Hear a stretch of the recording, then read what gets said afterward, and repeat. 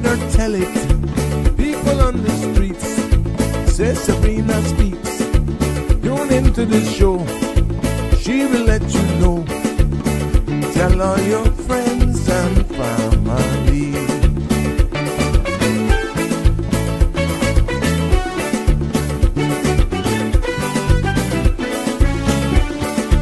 Real talk is no joke. You get the news straight up from grassroots and concerns. You even hear some people gone. So tell all your friends to tune in to Good evening, Cayman. I'm Sabrina Turner, and welcome to Sabrina Speaks, your daily dose of clarity, truth, and community insights. Every weekday from 5 to 6:30 p.m., we're tackling the issues that affect you. From national headlines to grassroots concerns. Whether you're in traffic or winding down your day, this is your chance to hear it straight and speak your truth. So buckle up, Cayman. We're not holding back. This is the show. We gotta let you know. Now we got to go.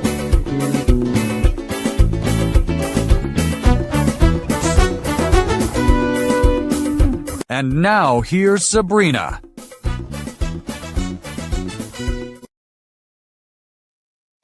Well, good afternoon, Cayman Islands. I got to make sure that my mics are on and that you're hearing me loud and clear.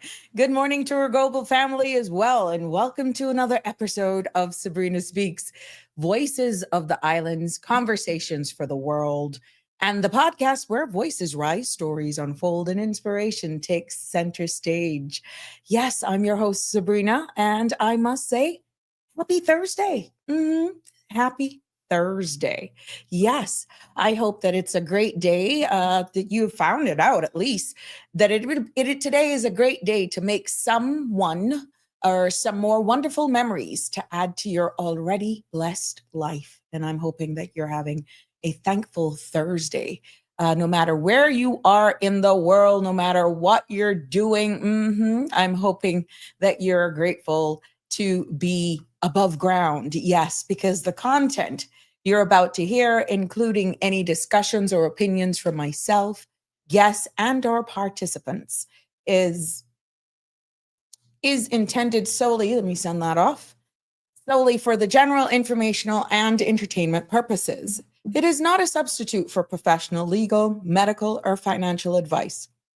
I encourage you to consult with a qualified professional for specific concerns. Bridge Media Limited and all its affiliates disclaims all liability from any decisions or actions taken on in reliance on the information presented.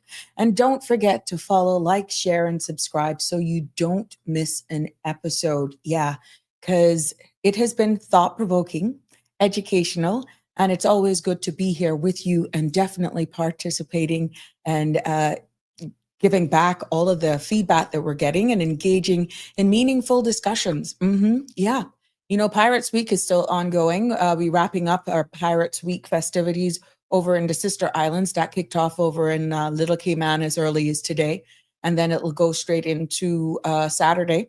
They'll be having a drone show, and I think there's a parade and everything over in Little Cayman. Good for them. And Kim and Brack as well has joined into the celebrations. So for all of those persons over there in the Sister Islands who will be celebrating Pirates Week this weekend over there in the Sister Islands, they will also be having a drone show as well. Hope there's no jamming there and that goes off without a hitch. But for all of you wanting to know for this weekend and definitely for the weather, breezy conditions alongside mostly fair skies are expected to prevail across the Cayman area through the next 24 hours as a ridge of high pressure builds across the region with some moderate to rough seas possible from this afternoon. Now, satellite analysis indicates scattered patches of low-level clouds across the Cayman area. Tonight's forecast calls for fair skies with a 20% chance of showers. Temperatures will fall to the upper 70s. Winds will be east to northeast, 10 to 15 knots with higher gusts, mainly towards the sister islands. Seas will be moderate to rough with wave heights of 4 to 6 feet, and there is a small craft advisory in effect. Now, today's tides, had a low tide at 4:03 this afternoon, and a high tide will be at 8:41 tonight. Tomorrow's low tide will call for 3:27 a.m. and a high tide at 10:46 a.m. Sun will set this evening at 5:44 p.m. and beautiful sunrise. Yes, if we had one like we had this morning at 6:37 a.m. tomorrow. Now, the outlook is for similar weather conditions through late Friday, and thereafter, slight chance of some showers is possible as a weak surface trough drifts across the Northwest Caribbean. So there you have it for all of you weekend lovers and everyone who are definitely looking forward to the weekend. That's pretty much what it's going to be looking like over the weekend, no matter what island you're on, aka what district you're in. That is what it's going to look like. Happy birthday and wedding anniversary shout outs to everyone who's celebrating birthdays. Yeah, we remember you. The month of November has been very busy. I know we got some people coming up tomorrow that I'm seeing. Thank God for Facebook and some of the reminders. And even then I remember, I forget, some of them are overlooked. So yeah, please do not take anything serious. I don't mean it if you're, it's just a lot going on. So once I am in there and I see them, I will celebrate you and I will mention it once I get the information. Definitely, I'll share it with you as well. Hi, Marshall. Good evening. How are you in the frosty weather? Barbara G, good evening to you, my sweet. Always good to have you locking in. Marshall, you're the first actually to comment. And Miss Barb's, you are the second. You're the second. It is so good. I'm keeping tabs on how you all are doing. Festive season is coming up and I'm working on some stuff behind the scenes. So yeah, it is good to have you all here with me and definitely sticking with me. That means the world to me because without you, what's the sense? Well, Finance Committee ended pretty much yesterday, and now they're pretty much reviewing everything that was discussed and all that sort of stuff.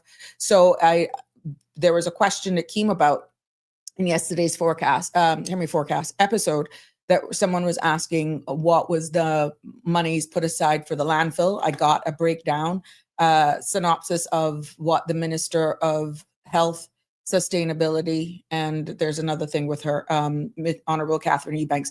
Pretty much I got a breakdown. And also forecast looking, and I'll share some of the headlines with you as well as forecasts and projections for our very expected tourist season. Yeah, we're expecting numbers with even new airlines coming in here. Chicago, I'm hearing. Yeah, it's looking good for any and everybody in the tourism, hospitality industry, but more so in the stay over tourism sector. So yes, it's looking bright. And the Deputy Premier actually alluded to that as well. So, but let's go in. I will be speaking to a member from the opposition very briefly because they're going to go into a deep dive with us. But I'm expecting a call around 5:20, so I'll break to take that call from a member of the opposition just to give a quick synopsis of just quickly, not in detail, but now that Finance Committee, what it means, and but we'll do a deeper dive at a later date. So, we got to look at this, and I have to share this, celebrating when it comes to our national heroes.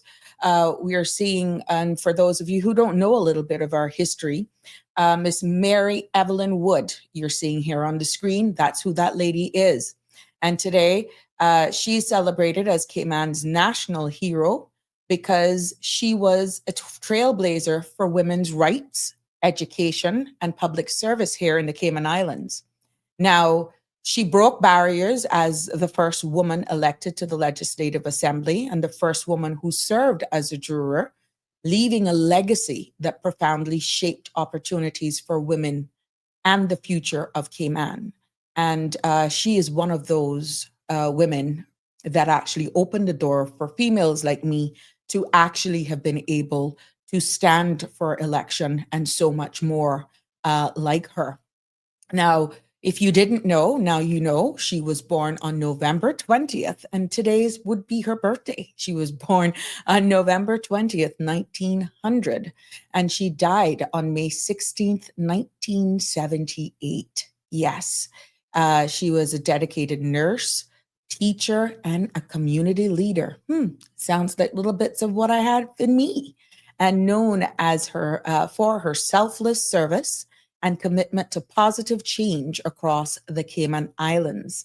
Now, why she was significant and is significant to the Cayman Islands, because, like I said, she was an education pioneer, healthcare advocate, political trailblazer, because when it came to education, in her early 20s, she opened a small school in her father's home, and she taught children herself. And when it came to being a healthcare advocate, she was trained as a practical nurse, and she provided tireless care during the typhoid epidemic of the late 1930s. And what she did as being a healthcare advocate is that she visited households across the islands. And then it didn't stop there. In where politics is concerned, now this is a woman who don't give up. She, as I said earlier on, was the first woman elected to the Cayman Islands, then what we called it the Legislative Assembly. And that was in 1962 in Bordentown District. She is the first woman to serve as on a juror, and she was treasurer also of the National Democratic Party in 1959, the year Caymanian women gained the right to vote. And this strong lady here as well was among the women who signed the 1957 petition for suffrage, helping secure voting rights for Caymanian women in 1959. So these are things, yes, and I applaud the Ministry of Culture on this very day, highlighting the significance of national heroes like her. And her work was profoundly important because of her ability to shaping women's future by breaking the political and civic barriers. She proved that women could lead, legislate, and serve equally alongside men. And in doing that, she also had a profound impact on the Cayman society in advocating for education and healthcare that aided in uplifting communities during times of crisis.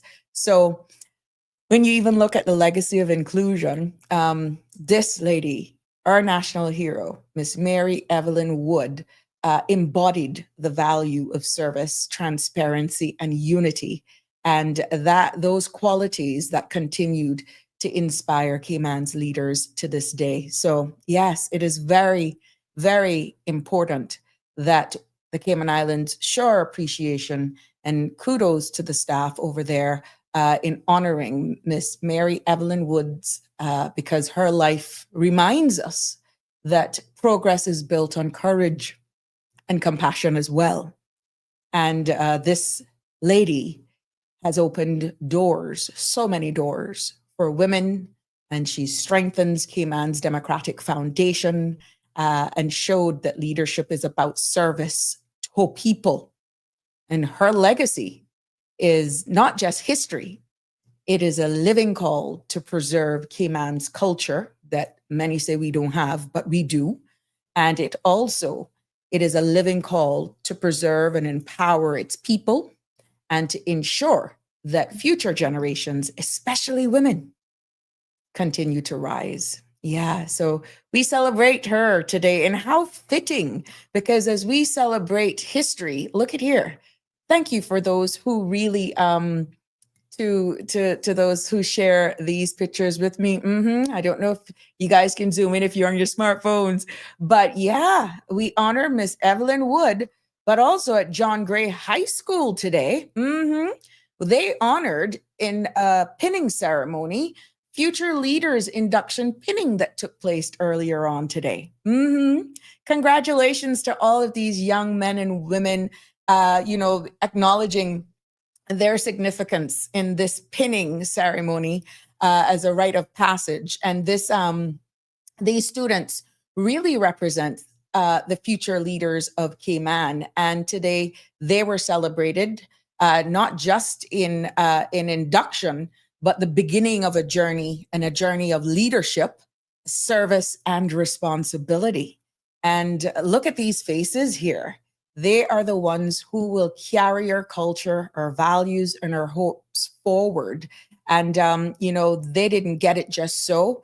These highlights in celebrating these students, looks at the qualities that it have. This is an honor for them, their dedication, them investing in themselves, and recognizing them. Let's give them the respect that they are our future men and women of tomorrow that will more than likely be a part of our history as well.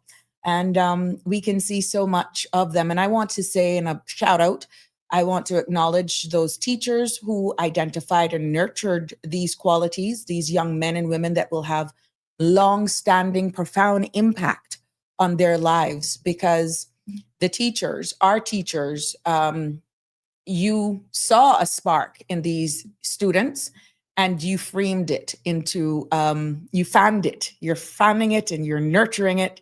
And in this case, into flames that will have lifelong impacts. And you've given them a chance. And a lot of our young people are just looking for a chance. And, we also can't forget, and let's honor parents, guardians, and families as well, because behind every leader is a family that believes in them, their parents, guardians, and siblings. So in this celebration, parents, guardians, siblings, loved ones, we celebrate you as well. We thank you for your support. We thank you in making sure you keep them in line, even when these are not in school. And, we have to, it continues, learning continues in and out of the classroom. And we just really want to thank you as well. So for that, for teachers, for the students, for the parents, for the guardians, for the brothers and sisters, we applaud you. Yes, we applaud you, and greater things to come, definitely for the future. But it takes unity and responsibility. And to every student who is here today and participated in this and given the opportunity, remember, you are example setters for those who may not have been a part of this induction and pinning of the Student Council, but you are also example setters for those who are looking up to you now, in and out of school, on and off the campus, even when you're out enjoying your time, because leadership is not about ego or power. It's about service, unity, and remembering that we rise together. So yes, may you lead with wisdom, students, serve with humility, and inspire with love. For the future Cayman is brighter because of each one of you, because of each one of your teachers, because of your parents, your siblings, and your guardians. So yeah, there we go. So congratulations to you all. I'm so proud of you right here on Sabrina Speaks. And I'm quite sure I'm getting some feedbacks from proud parents too. I'm seeing that definitely. Yep. Who's here? Who's here? Yes, Sonia, good evening to you. Welcome, my love. Connie Bonnie. Yes, and the massives. They're right there. Cameron, where you been? Good evening, Sabrina. And we ready to listen. You missed two episodes you were very quiet on? Yeah, wherever the heck you were. We wouldn't be for our Caymanian women. We need on a still more than ever. Thank you for that. Yes, but I really applaud the Ministry of Culture, to be honest, Cameron, for highlighting her on her birthday. This would have been her birthday. So kudos to them. Hey, Keith, how you doing? It hurts me when people come to Cayman and disrespect Caymanians. It hurts all of us. even non-Caymanians, Keith, but even more Caymanians, because we have some that the only difference between them and how they've assimilated in our society, how they've embraced us, that you wouldn't have known that they were not born Caymanians. They will defend us, they will stand up, and they, before a face and behind the back, you'd be surprised how some of them really, really stand up for us. So yeah, it hurts us even more, to be honest. Hey, Baranji 282. Congrats, kids. Yep. There's huge congratulations to them. Cameron, what are you saying? We're already in the history books. Caymanians will one day be a course at every Ivy League university. I hope so, in the best way. Caymanians need a little bit of empowerment, though. Yes, we do. And that's why, Cameron, it takes every one of us to do that. It takes every single one of us to do that, my love. We can't just leave it on any one sector of individuals. We all have a responsibility, and that's why it's key. Let me call, yeah. So it takes all of us, to be honest. And I'm so proud of them. And this is why I don't mind giving them their moment to shine here in this space, because I will get into the headlines after this phone call. But we have some headlines where, unfortunately, a kid was found. It's alleged that a kid was found with a knife on the bus. But hold on, we will go into that a little bit. Just let me make a call here to a member of the opposition. Let's see. Oops, that's not going through. Yeah, so we will. The deputy leader of the opposition wanted to just, they were invited to come on. Anybody is invited to come on, even the member of government, but I understand that some of them will be on Sandra's show. So its finance committee ended, and we will be having various members of government at some point in time join us here on the platform, and we will hear what they have to say. Who go and call themselves Caymanian when the money runs out? We have an opportunity to actually gauge that, and that's why we have to hold our leaders accountable. And when you look at this last finance committee and the budget, you see what it is, and I'll go into exactly what that means even for tourism in a few minutes here. Well, that elected member will see where I was calling, so there we go. But yeah, so at the end of the day, it all takes us, and I think what was profound, Cameron, and I don't know if you had any opportunity to go back yesterday, is when we looked, darn it, no wonder I'm not seeing this thing good, got on the wrong darn glasses. We had the deputy governor, Miss Gloria, who presented, can see the future now, who was on, and she presented the way forward for the civil service. And when you looked at those numbers, and when you looked at exactly numbers in order that was asking in the budget to run the civil service, that includes lifetime of pension, medical pension for all civil servants, and including their dependents. All of their dependents who works in the civil service, medical and pension, medical is provided for all dependents, including those who are not working, but they're the dependents of civil servants. So that's a huge bill. And remember, we have persons who are retired civil servants who have given back to the civil service, and those were some of the payout benefits, and that has to be funded. And then you have those persons who are retiring, and a part of their retirement package, medical continues. So these are all the things that are in there. And I think as the civil service continues to either grow or shrinks, these are all the things that actually have to be taken into consideration, how it's going to impact, whether it's going to impact it positively or negatively.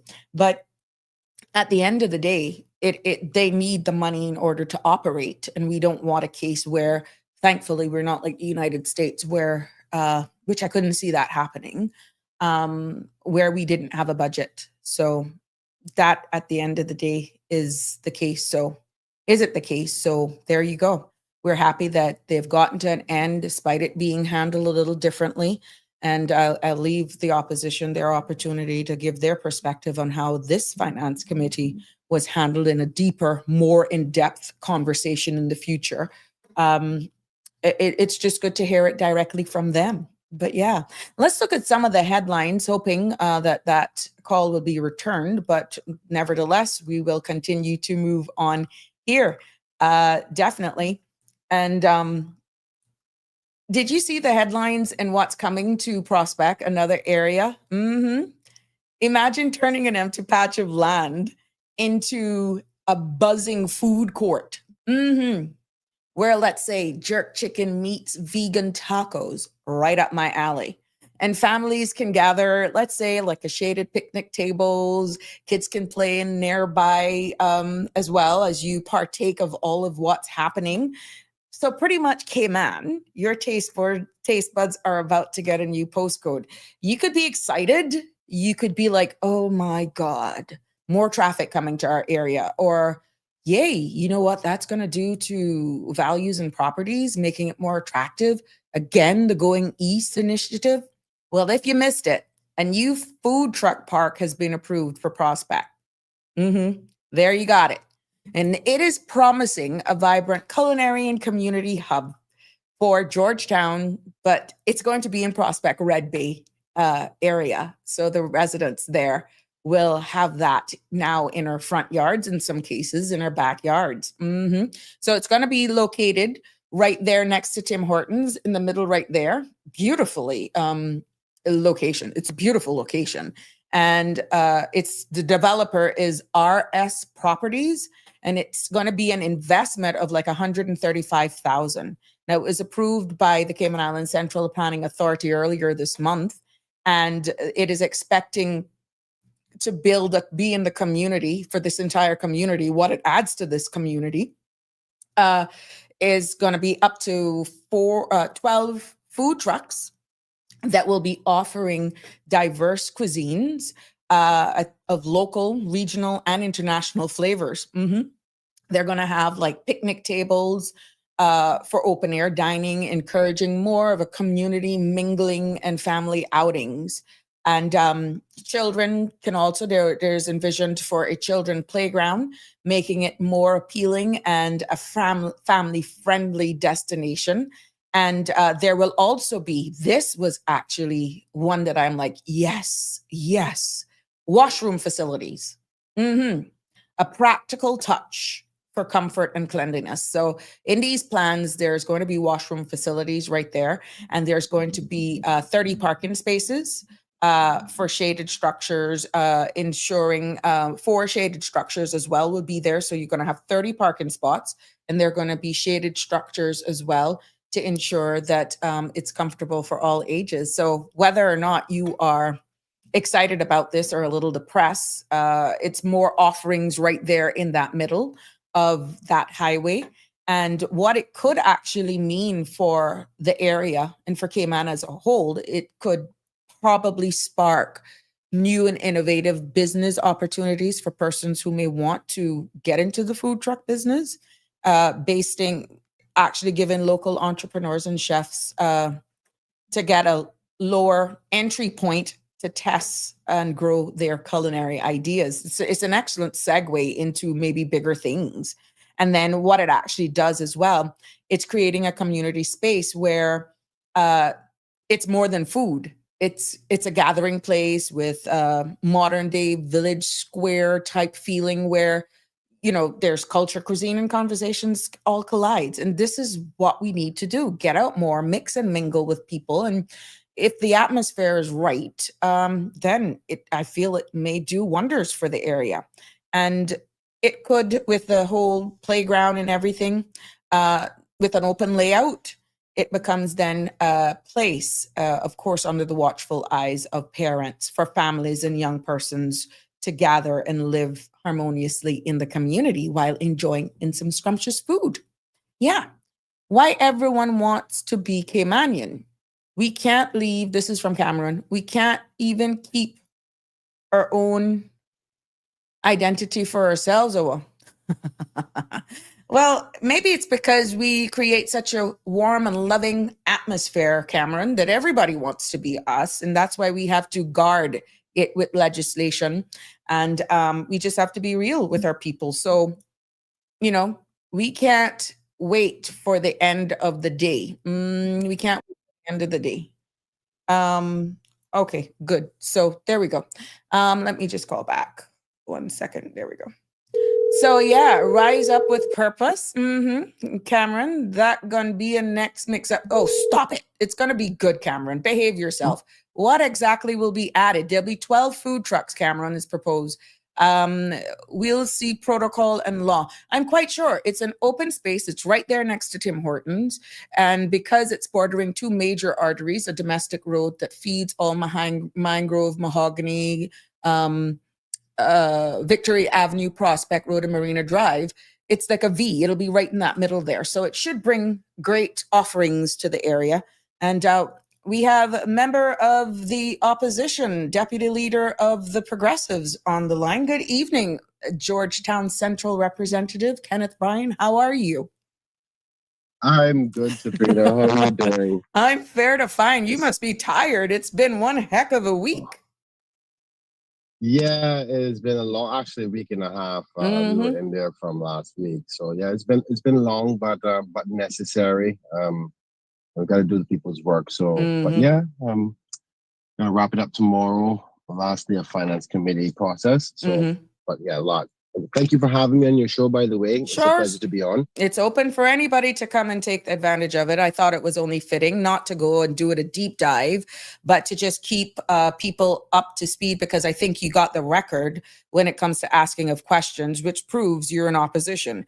They love you. They hate you. They want to cuddle you. They want to strangle you. Oh my gosh, it was comical to watch it play out on the floor, but profound questions. Yes, you're like one of those, sometimes you're glad you kind of got down with the flu because it forces you to go to bed. And then you're like, oh God, I wish I didn't have it. You're a love to hate type of MP, but kudos to you. You showed whether or not they like you. You showed what it was to ask the questions, because a lot of the questions that you were asking and how you were defending what we're accustomed to was reasonable. And this is why I feel that the chairman pretty much gave you a leeway. But we will go deeper into that, hopefully in the very near future when you'll have more time on your hand. But I thought it was just fair enough to invite you on to just, this is your opportunity to just say what you want to say to the people of the Cayman Islands with how that whole exercise went.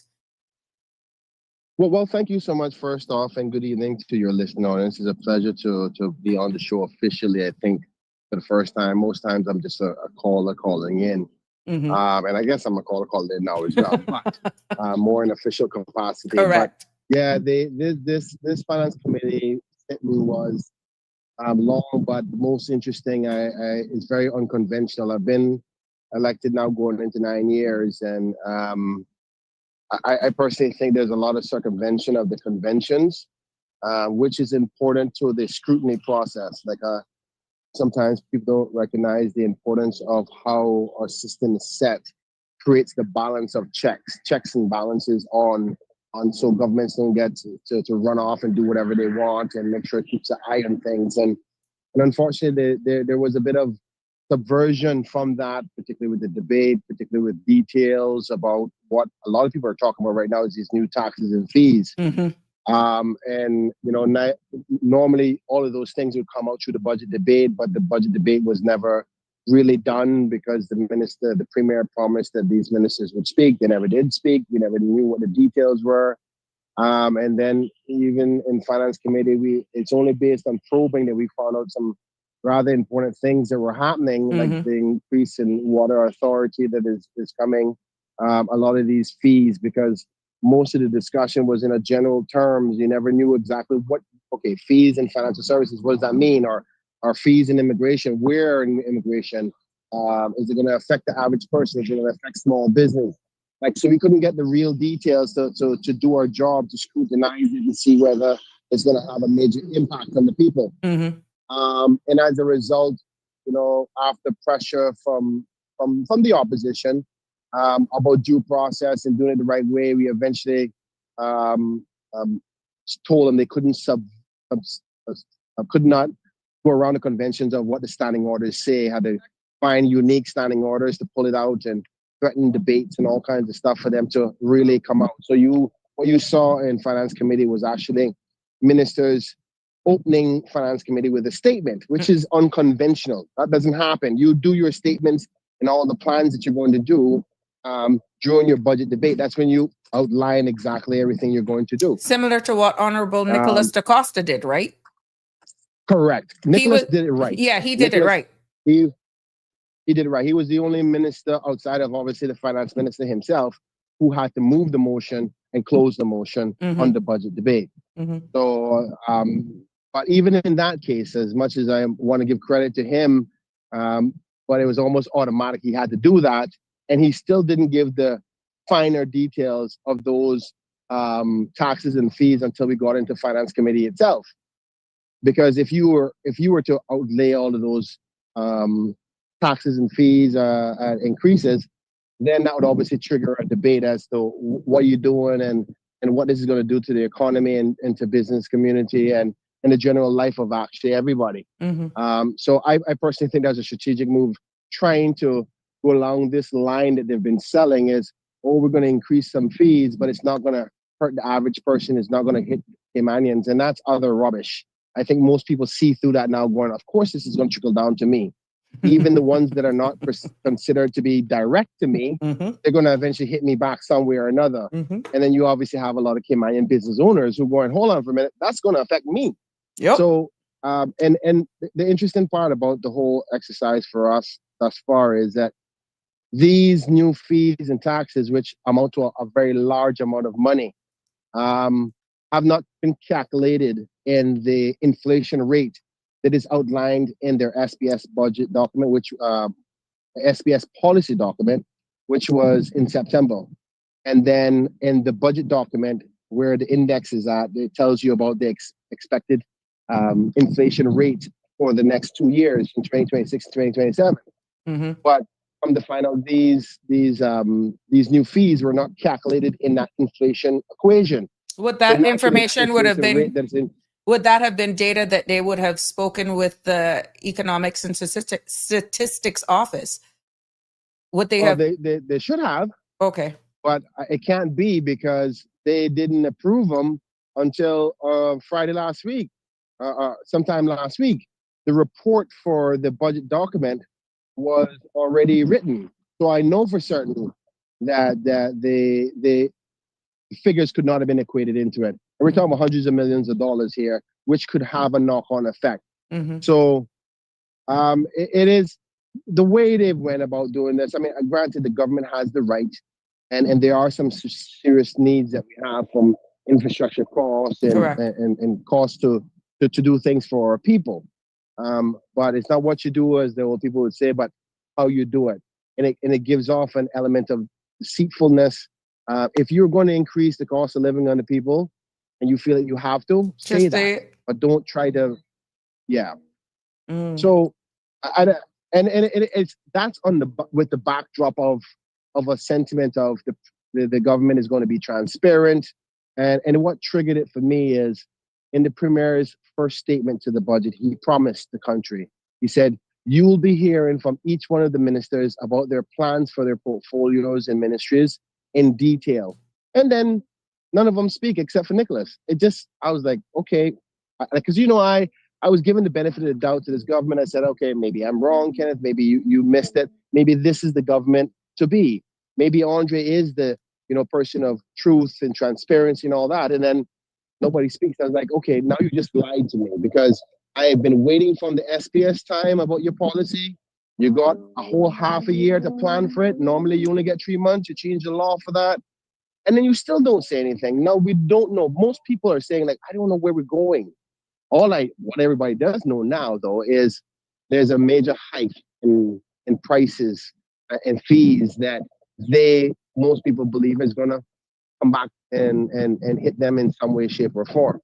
So, I mean, we have to do a post-analysis of the sitting to find out, okay, then what does this mean to the bigger picture and what our position is as the official opposition.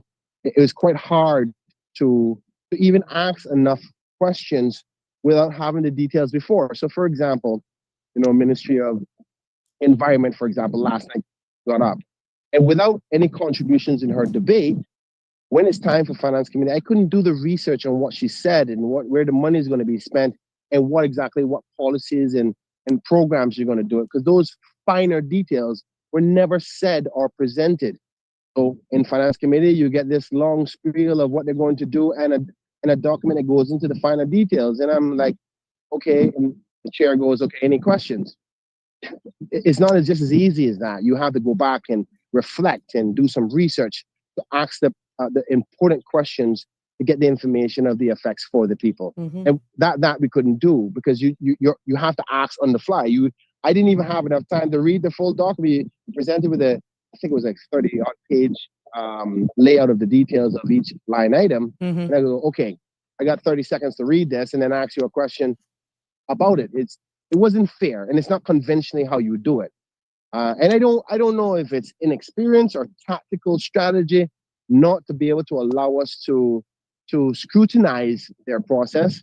But I tell you what it is not what we were promised from a government that was promising to be transparent, truthful, honest about the numbers, and not hiding anything. They're just going to do it the right way. But I think our group is going to be focusing on now what is the feedback from the public, because we actually didn't have enough time to hear what the people think about the fees because we just heard them ourselves.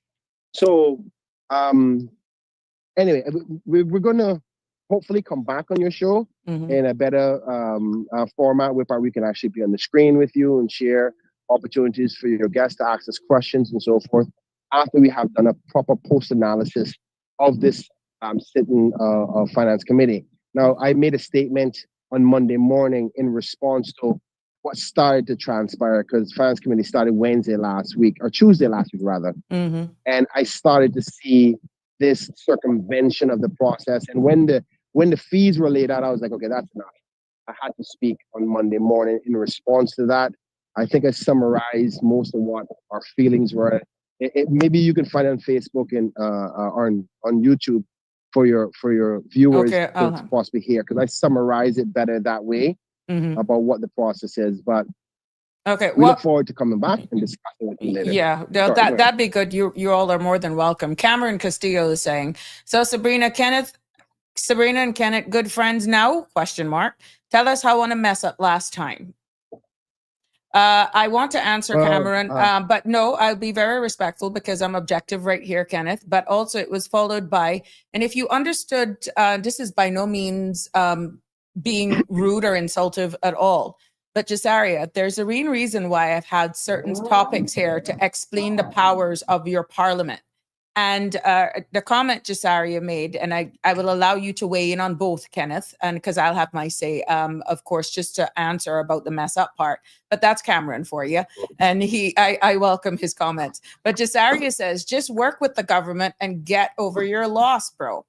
I get the opposition's job, but at the same time, he stay tearing down the government with every statement he makes. How would you respond to that if people are misunderstanding you trying to get information out to better inform the public that you're feeling the government may be withholding from the people, but it's taken as though you're a sore loser? I don't know how to respond to that. I can just only be myself. I also know that there's other people who are listening who are not thinking that way, right? There's other people who are going, okay, let me hear what he's saying objectively. Is there any truth to that? And, I'm fine with that. That's a part of the political process. People will have opinions. Some people do think I just do it for politics. I hope that my message, rather than the messenger, listen to the message of what I'm saying, because I think you are doing a really good job trying to explain how it works and why it works that way. It's not easy, trust me. Yeah, it's not easy, but I have to maintain my composure. Okay. Eventually they will get it. I just can't lose my way, lose my focus and mission and purpose for this space because of people not getting or full understanding. Eventually it will hit home.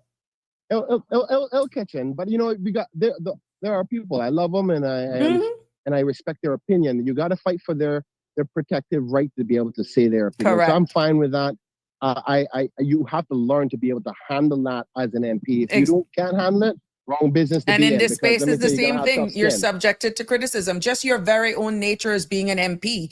You're subjecting yourself to criticism by the public. And it's no different from your own peers and colleagues who are in there, which is why you saw the egos and banters, and just you can see those rigidness displayed when questions are asked. And you have to be able to separate it, not taking it personal, but it is in your constitutional right to ask certain questions. Yeah, I mean, you could think about the flip side. If I didn't ask any question, they'd say I wasn't doing my job. I'm getting paid to do nothing. So I'm not bothered by it. I want to focus on those who actually do want to know if there's truth to the critique of what we're saying. Right. Because I think people will logically look at it and say, okay, is that a fair assessment or not? People are not stupid. They can hear the message and go, okay, Kenneth, you're just being unnecessarily critical. Or is this right? I mean, do you feel like you were prepared for these expenses? Do you believe, forget about what Kenneth says. Look at I think I sent you the schedule of the fees and all those things. Do you think that they're going to trickle back and hit you, yes or no? That's the question you need to ask. Forget about who the messenger was. What is the message? And I think that's what people should focus on. Granted, I get it. I know that not everybody likes me. That's fine. I'm happy to know that there's a lot of people who love me in Central, and that's important for me. So I respect everybody's opinion. And if anybody wants to talk to me personally to understand, I'm happy to elaborate, because it's a very complicated. It's hard and it's very emotive because of information. It's emotive as well, so because I'm fine with that. People just don't look at your roles. And Cameron did say, don't want on a confused ! I defend Kenny. So there you go. Cameron's defending you. It's just a matter. This is why I don't take it personal, Cameron. I don't, but we're going to answer. We didn't mess up. It was just a different administration, different leadership. We all know the history of myself, and that doesn't take away from the human element of what relationships I have forged with persons before being elected to office. We got closer after even elected, but we were the only two representatives for the District of Georgetown sitting in cabinet until I resigned as a minister. So it's not about friendship or didn't like each other. Kenneth and I knocked heads all together. I swear to Christ, a young man probably missed me by his left side for the amount of elbows and kicks that I kick him. Boy, hush him out, Kenneth. Just hold. You're misreading it. I would literally be doing that in meetings. Kenneth, calm down. And it was like a big sister, big brother. Go ahead. Yeah. So it's interesting, because if they ever knew the battles we had to fight together from an immigration perspective, they would be surprised. We have a stronger bond than a lot of people know. Even my own team members go, where is this interesting bond you have with Sabrina? It's like, listen, we can disagree on some policies, but there's a lot of things that we agree on together in the best interest and of we the were country. lone soldiers in there. But you made your decision and I had to make mine, but it doesn't take away from what we had to do to stand up in the best interest for Georgetown and the people overall. And for those other people who were commenting earlier about, sore loser and all that, I want you to know, I love my colleague, every single one of them, right? They're Kimanian. Everybody who wants to do it, what they think they're doing is in the best interest. That's their way, right? So I may have a different way. We're arguing about which way is best. And our job is to try to convince the people that our way is better, or we are the other. You're the sitting government. You're the government in waiting, should anything happen. Correct. And a bigger picture than that, Sabrina, is the element of about the immigration bill. Are you still there? Yes, I'm here. The immigration bill, like a lot of people don't know, much of the work in the immigration bill was something that we were working on together from before. Like I saw Michael Miles take so much credit about the rollover policy. We started the rollover policy, you remember? Yeah, together. The government rollover policy. In the government, yes, the government rollover policy, where the non-Kimanian civil servants. So like a lot of people don't know most of the things that are being said, we're in agreement with. There's some tweaks here and there, and you're going to be surprised to know that a lot of the immigration reform stuff we agree with, but there's a lot of it there that we go, hold on, that wasn't what we thought, or these are tweaks that added on. So it's just a matter of difference in opinions. And at the end of the day, people will see for themselves and say, okay, did this work out or not? The history will tell. So that's pretty much it. But anyway, in that vein, I just want to say thank you for allowing me to come on. I want to revert back with my colleagues and find out a good time where we can all sit down and go through the specific things that we were not happy with, and what we heard from the public. Because it's not only about the 6 members in opposition, right? We have to go back out to the people after going through this vigorous exercise of finance committee and find out from the people what you heard. Are you comfortable with it? Are you happy with it? And explain some of the things, because a lot of times it's hard for the public to take 1,500 pages of budget and policy documents to say, okay, what does this mean for me now as an average person? So we have to explain in common terms, what does it mean? What the potential impact could be from an economics perspective, your cost of living, your way of life, and those types of things. So that's the important part of the budget that I think was missing. And I'm disappointed they didn't talk, because it's your job to take your complicated budget process, your policy process, and say, hey, your average Caymanian, this, what I'm doing means this for you. This will improve this, or your quality of life will be this, or what you will see 5 years from now is a better place like this. Give me the vision. Forget me. Give the public the vision of where do you see Cayman after your administration is over. So that's what you need to explain. And it's a job for leaders to inspire and explain what you're doing. And if you don't do that, then how do the people know to believe in you? I mean, to be honest, you're giving me an opportunity to criticize you unnecessarily. Just talk to the people. Anyway, there you go. At the risk of seeming to be too overly critical, I'll leave it there. And being misunderstood because you're doing your job. Yeah. It's a delicate balance, to be honest, but I don't envy you, and to be in doing your role, and you just honestly have to continue to do that. And let's hope with positive affirmation and repetition does help. But I'm hoping now, even though the budget will be passed, let's say tomorrow, once you guys convene, and it'll be passed, even coming back to your constituents, however format the opposition is going to do it, be it you'll go to your individual constituencies as a whole, or you'll do it as a town hall style session, or you'll do it like you're going through, I don't know how you're going to do it, because it is the holidays now. Probably more likely to be a radio show. Yeah, but at the end of the day, it's really, you're with the numbers, you ask your questions, but the budget is passed. It's going to be passed tomorrow. Yeah. So maybe a roadshow of some sort to explain to people, like on your show, the other radio station. I won't call names because this is your platform, but other radio stations, and talk to the people. So that's basically what we're going to do. But we have to summarize. Correct. What's the takeaway then first? Right. And then do that, and let's get into Christmas, because we don't want to always be talking politics. Exactly. There is a joyous time. Correct. So hopefully we can get that done before the start of December month. Yeah. Anyhow, thank you so much, MP Brian, and I wish you all success. And I will definitely to keep my audience informed as to whenever you guys are going to come in to do a deep dive and analysis. Whenever you guys want, just give me a heads up. All right. Thank you so much, Sabrina. God bless. Have a good day. Likewise. Take care. Sure. Bye-bye.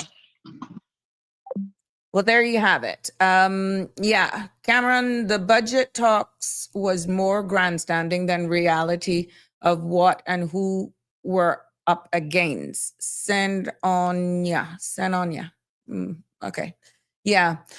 Sorry, I'm sorry, Cameron, that you and a lot of more people were disappointed at how the other administration ended up, but that's water under the bridge. I have no regrets of what I did based on the environment that I were in, and some decisions that are still long lasting talking today.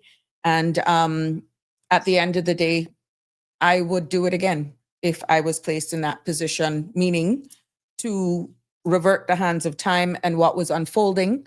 I would do it again, unapologetically. And I have no regrets of making that decision that I made.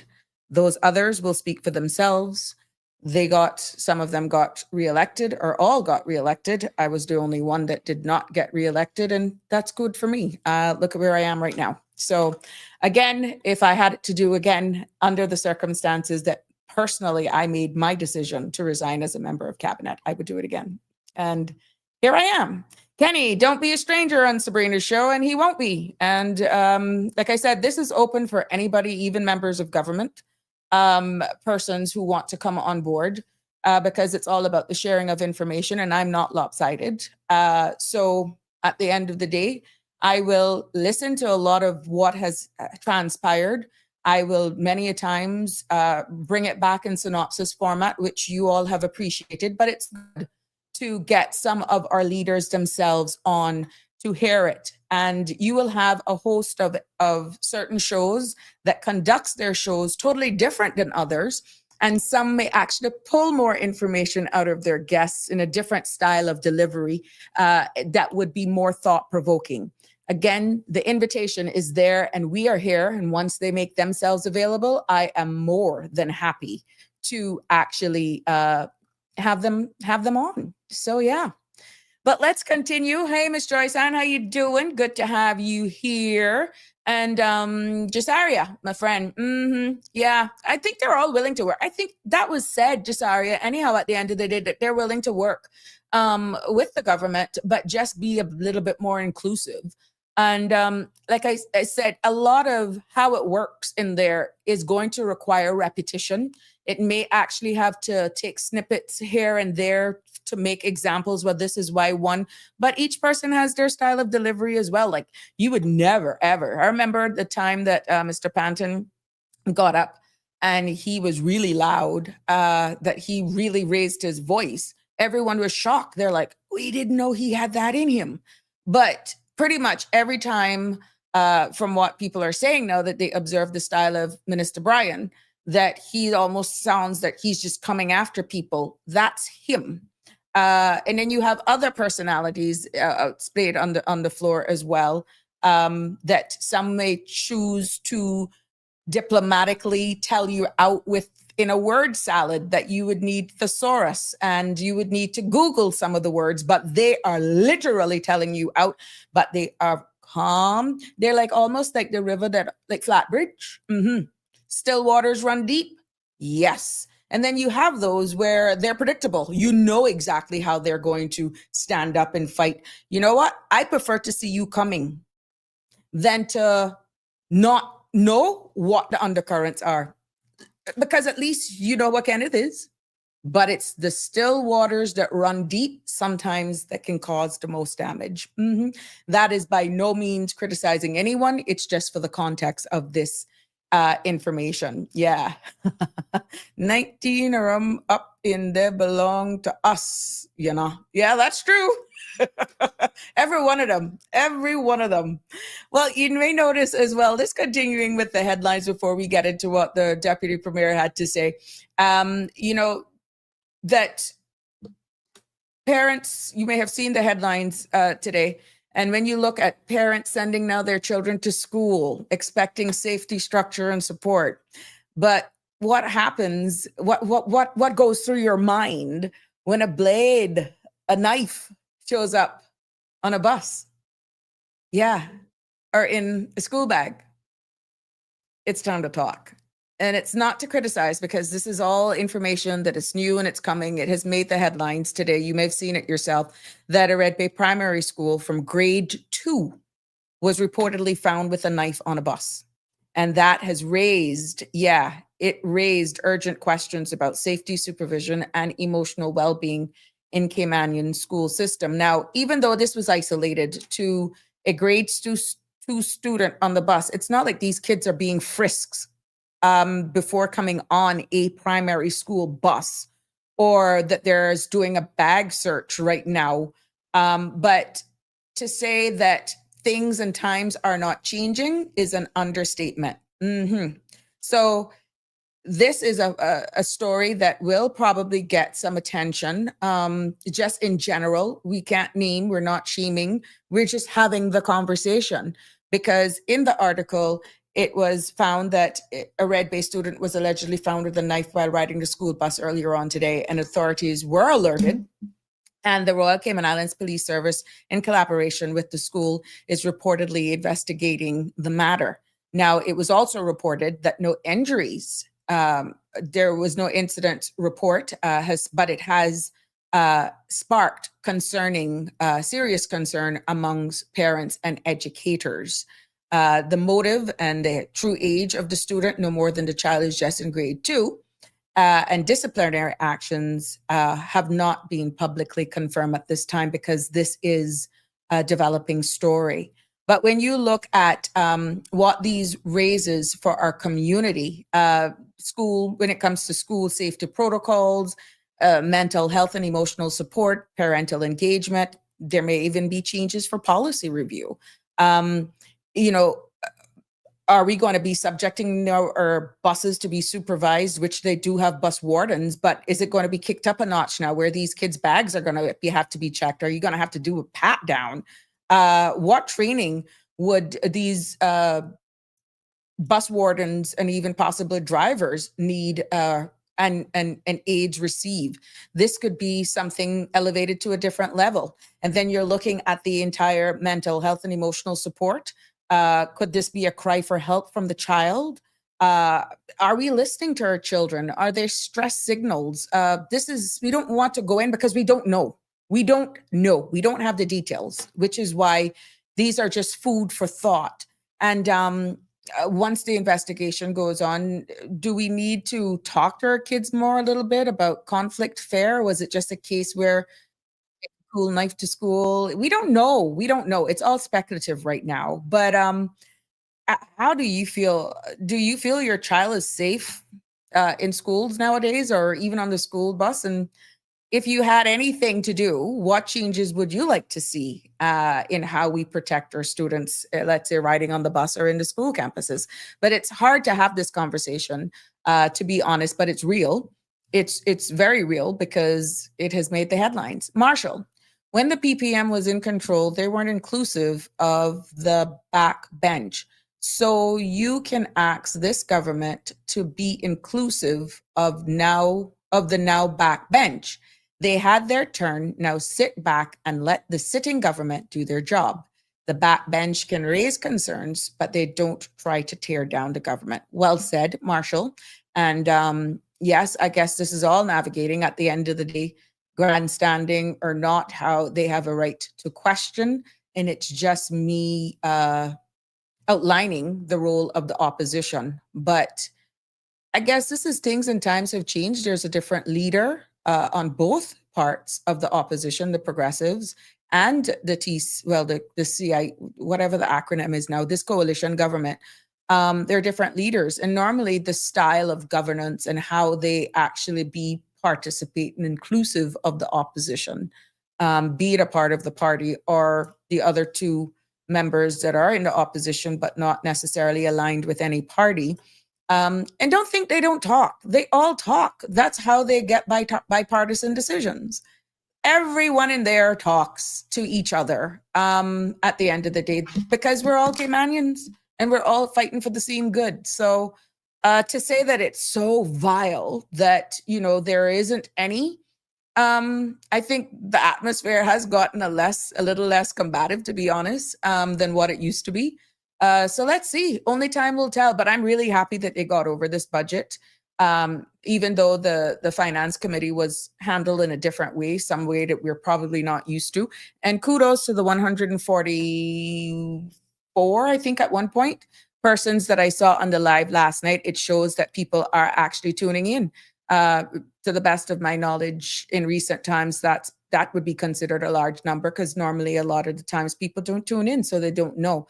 And I'm hoping to see that number continue to grow. Keith, the worst thing you can do as a member of parliament is to become stubborn and ignorant. Well said.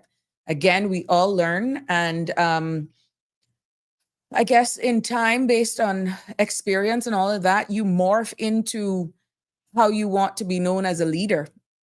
And in time, it'll just play its way out for who you are. And some, I guess, feel that their way is understood. I can't speak for anyone, but at the end of the day, well said, point taken. And I'm hoping that all persons will respect your opinion, Keith. Cameron, we was cutting onions and peeling green mango before we was 10 years old. Why they taking knife to school for? Well, that's the question. And this is why it's going to be investigated. I mean, that's a grade 2 student. These are some of the things that back then, our age back then to these kids that we're raising up now. Conflict resolution is not a thing. There are so much things that's influencing our young men and women, little ones going to school, that some of the things that you're hearing even coming out of their mouths, we would never even be dream of talking like that when we were that age. So it's just different times and things. And I think we have to just learn how to actually, parenting has changed. The style of parenting has changed because these kids are not like when I was that age. I could tell you that. And my kids, doing comparison of even my kids and being very, very involved in the PTA, like Miss Marva Reed, I'm quite sure if she goes back to when our kids were in school and the kids that she's dealing with right now, it's just speaking to them, it's like you're dealing with adults. Like when you're talking to them, trying to reprimand them, it's like you're dealing with adults with how they're posturing and how they're standing up. So it is hard. And kudos to all of the teachers, educators out there with human rights and knowing all the laws now protecting what was deemed abuse. It's not easy. It is not easy raising a children, much less being an educator now with some of the sometimes disrespectful and rude behavior that the teachers have to endure. Feelings are not real, Cameron says. Marshall, all parents need to be held accountable for whatever their school-age children are doing. They're supposed to check their children's school bags before they leave home. Well said, Marshall. I remember when my children used to come from school, I used to do bag checks. And if I saw an eraser or some toy or something, which would be weird because I don't send my kids to school with toys, but let's say there was an instrument like a protractor set, things can always happen. Or sometimes a wrong pencil case, they may do a swap. I question, that was not yours. Why do you have this? That was the type of parent I was. And I would make sure that, because I used to drop them to school until they wanted to be adventurous and take the bus. But I would question, and then I would go to the kid, for example, if I found something that I know wasn't theirs, I would make sure I found myself with my kids at the school the next morning through the office and just deal with it. Or sometimes I would know the children. Sometimes I would know the children and I would make them swap out the stuff. Many a times it was an even exchange because let's say one had a Pokemon or a Power Rangers, those days, to show you how old my kids are, Power Rangers prints or something. And even the paperback folders, the folders, the push-in folders, it all depends on what was on it. Sometimes they would do swaps. That was okay. But at the end of the day, they don't have that permission to do it because I don't know what the parents of the other child would say. And it was a transaction. Call it what you may, it was a transaction that they did not have approval. So again, that's instilling certain things. But I agree with you. These kids with weapons, it's a bladed weapon. Maybe the parents didn't check it, or it's just the furthest thing away from their mind that would happen. And it could be deeper than that. We don't know, but let's leave that investigation to be carried out and let's see what the findings are. Cameron, they only there to catch news and see who else is in class. Stop it. Generation Fox. Oh, you're something else. Good evening, Sabrina. I'm listening. Hi. It's good to see you. PTA need milk. Oh, God. Sonia, the child broke a teacher's finger at the age of... A child broke a teacher's finger at the age of 6. Oh, really, Sonia? You see what I'm telling you? These are the things now that I'm telling you. Kudos go out to the teachers. And what do you do in a case like that? Not speaking on behalf, but it is a different breed. It is a different breed of children. And how even you have some people that disciplines their children at home with touch, that if they throw a temper tantrum, oh, I know I don't want to put on my shoes either. There are days, for example, that I don't want to go to work, but I have to go to work. And I'd be like, get your backside up out of bed. It's time to go to school. You're not sick, whatever. Now, that's how I raised mine. It wasn't abuse. It wasn't abuse. You can get up on a Saturday and a Sunday morning, and when it's on summer breaks and stuff, and you can get up really early that nobody can sleep in, you can get up and go to school unless you're sick. Now, if they were exhibiting signs where there were a runny nose or a temperature or a stomach bug, that's a total different thing.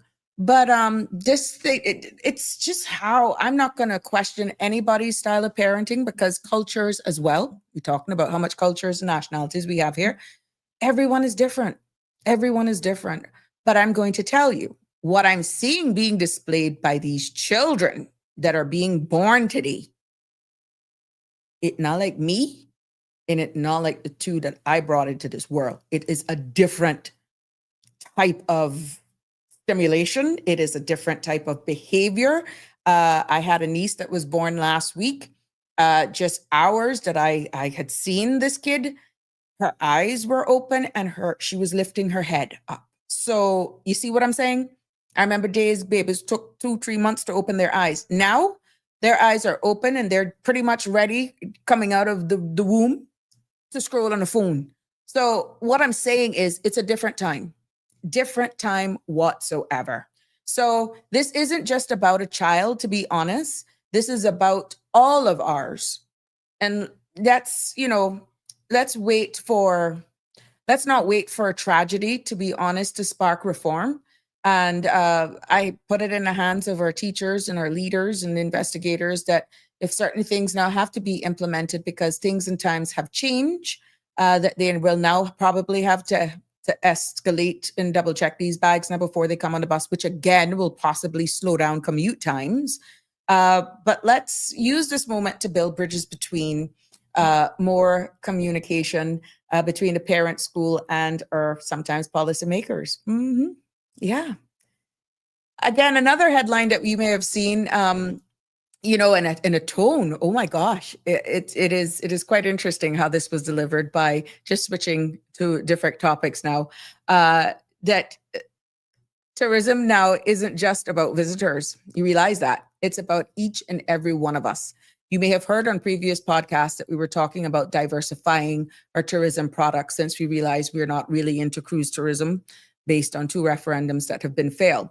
But what we're being identified right now is that it's about Caymanians. It's about our livelihoods, our culture, and definitely our future. And with the new tourism budget for 2026 and 2027 that was presented by our Deputy Premier, Honorable Gary Ruddy, yesterday, makes one thing clear in his delivery. Change is happening, and it won't be business as usual. Let me just, and I quote, change is happening and it won't be business as usual. Now, what that means? Yeah. So Cayman's really, our country's push for increased airlift in 2026, it's looking as though it's signaled to be a bold expansion in its stay over tourism strategy from what this government is presenting. And it's looking at aiming to boost arrivals by introducing a new airline carrier coming to our shores. It's looking at diversifying even our markets and elevating the quality of visitors' experience. So let me go back to the statement. Change is happening, and it won't be business as usual. I guess only time will tell what that means, right?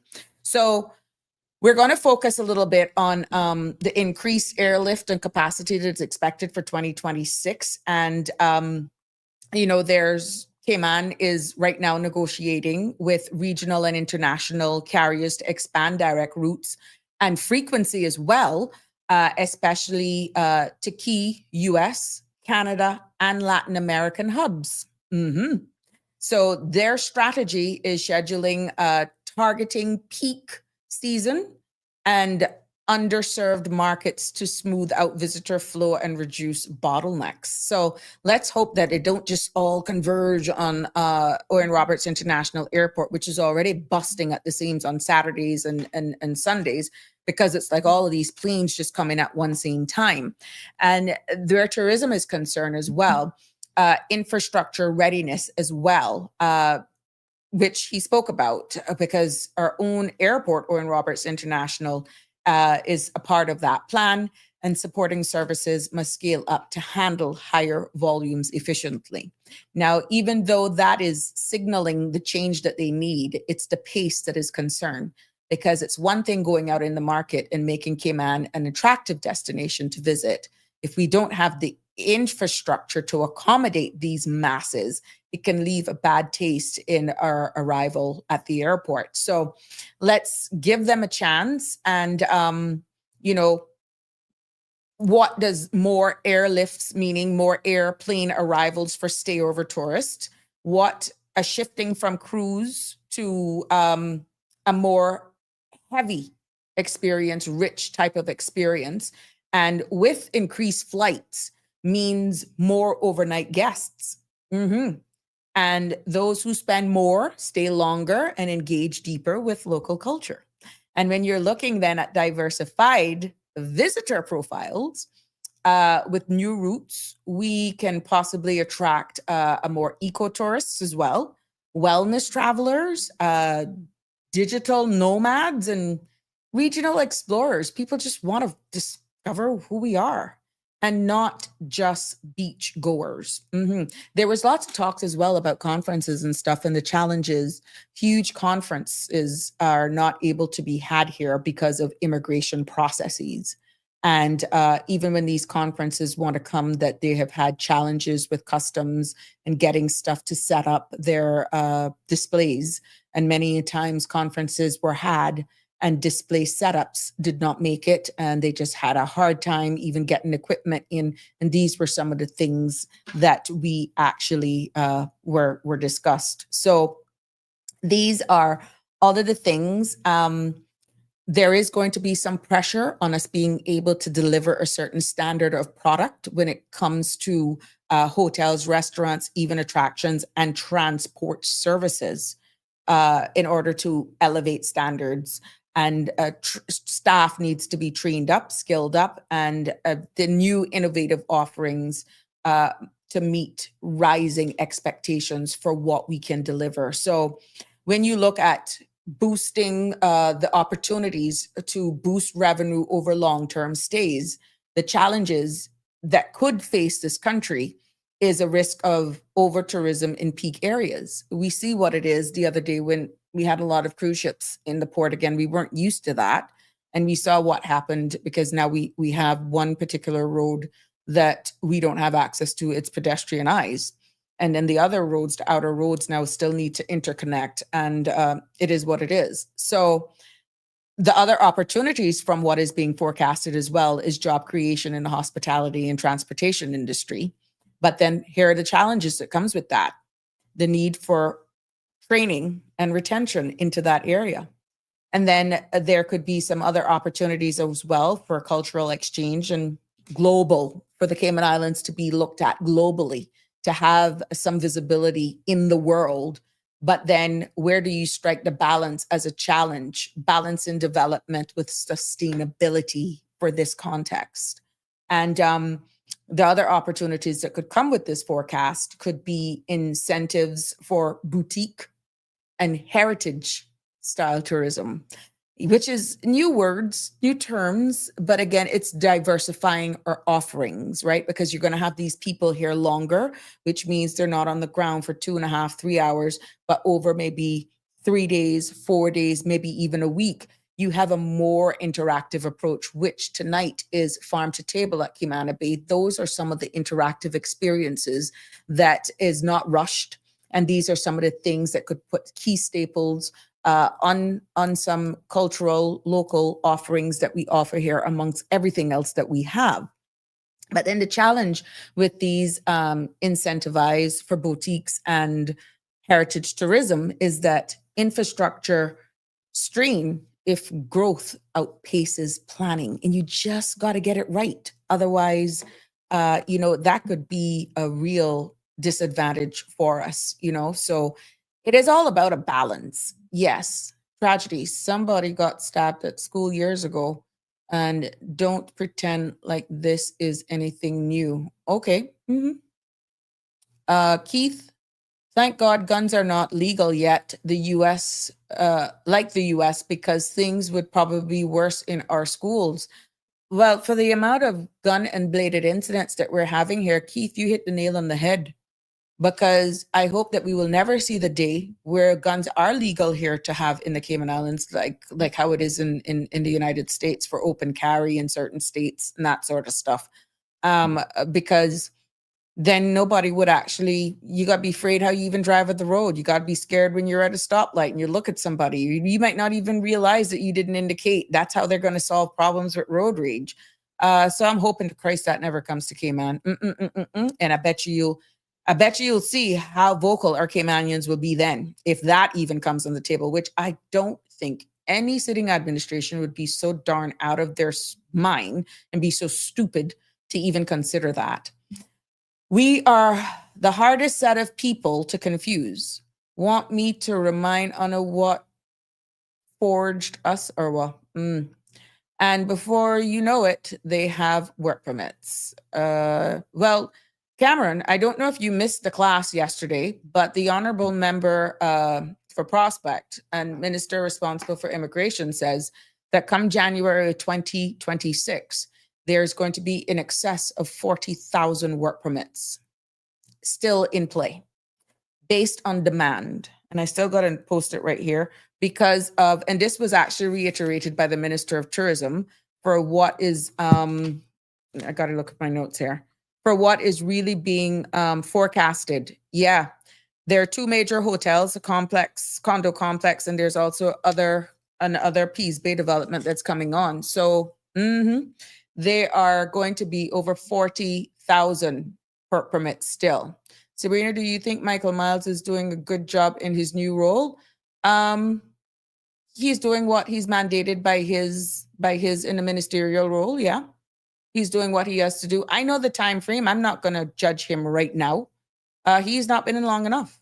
He's not been long enough. What he's putting together and putting forward with the support of his caucus and cabinet is stuff that was already on the way, and they saw it as a low-hanging fruit. And this has nothing to do with who did it. I'm glad that it was an item that was campaigned on during the campaign, and he brought it forward. Now, it is only a portion of what immigration reform is going to be needed. There's a bigger picture afoot, but I'm not here to grade how his performance has been in his role because he hasn't been there long enough yet. What he's doing is work that was already in the making, and they seized the opportunity to answer the will of the people.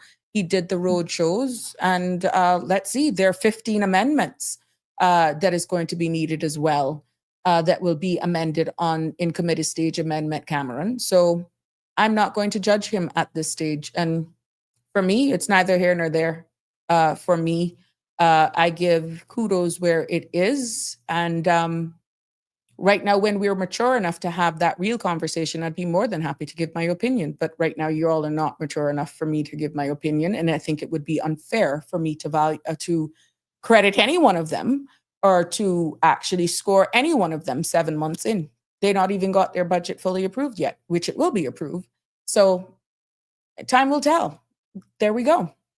But when you looked at what the Minister of Tourism and Trade and Development, there is, that ministry is looking to operate with CI $30.7 million just in the Ministry of Tourism and Trade Development, which is rising slightly to 31 million in 2027.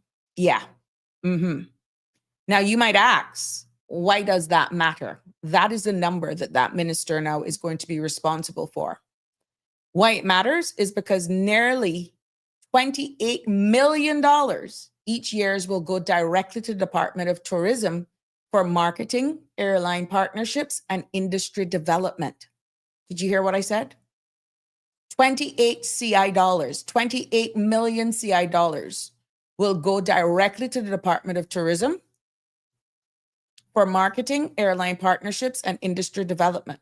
So here's the question. How will those millions then translate to opportunities for Caymanians?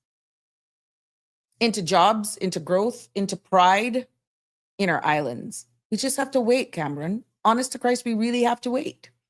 And when you're looking at sustaining and growing tourism for what it is, stayover arrivals are climbing. And what was declared is 338,000 visitors in 2024, between January and September, we saw this year alone, that was an increase by 2.4% from 2024. So that's 338,000 visitors between January and September. So pause, imagine, pause for a second. Imagine the impact of those extra visitors.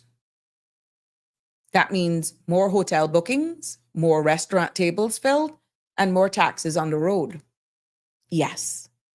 And with the new hotels opening, which is why there are going to be over 40,000 work permits still in play come January of 2026, that includes Grand Hyatt with 382 rooms, and Cayman's accommodation sector is also expanding by other resorts that are in the making.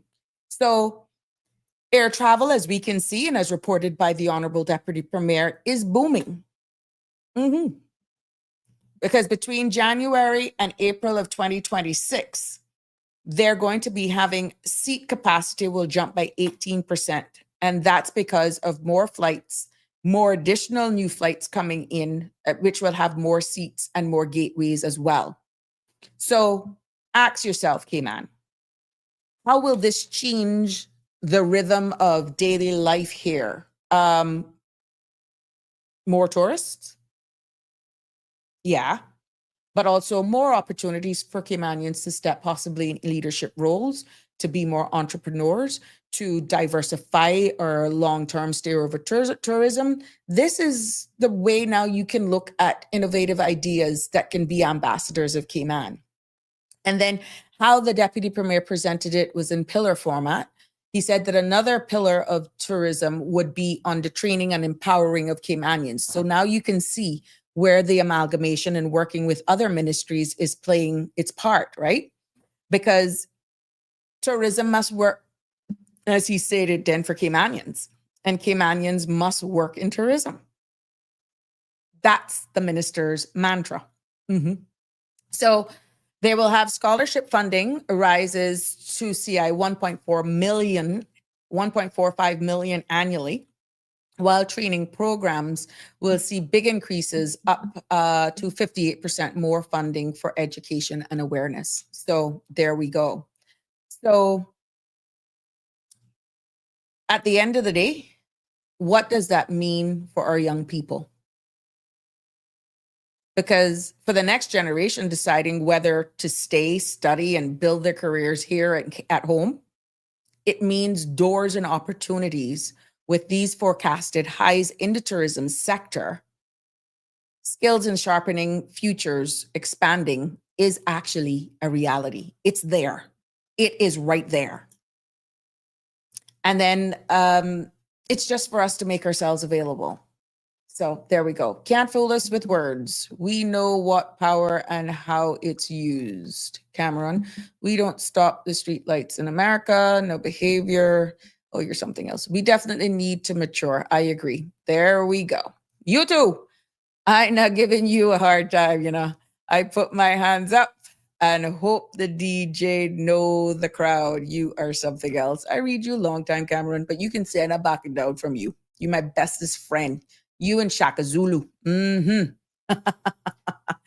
the Honorable Deputy Premier also laid out a third pillar of tourism that says it's enhancing the tourism product. What does that mean? And what he meant by that is that growth means nothing if the product isn't world class. So it means we're going to celebrate, we're going to elevate, we're going to celebrate who we are, be proud of who we are, and not just a cookie cutter from other jurisdictions, right? And he is firm on funding from national attractions like Pedro St. James and the Botanic Parks, because for these areas, rises to, he has given them more funding to $2.3 million, right? Again, think about it. When visitors visit our shores, what do they remember most? Do they remember beaches? Yes. But they also remember stories, the culture, and authenticity. Hmm. They do. And they want to interact with our locals. They really do. They want to hear from us. They want to engage. Now, the Honorable Deputy Premier also said that there's a $250,000 for beautification. There's also $500,000 for Caymanian entrepreneurs. You see what I'm telling you? $500,000 for Caymanian entrepreneurs and 1 million CI for the Film Commission rebate program. So here we go with another question. How do we make sure these investments don't just attract tourists, visitors, but inspire pride in Caymanians? And I'm quite sure as time goes by, you will get ideas and get instructions on how you can tap into these fundings that is there to assist Caymanian entrepreneurs in this industry, because we're realizing where we're going with trying to diversify our products, right? Just going into the fourth pillar here, because the time is against me.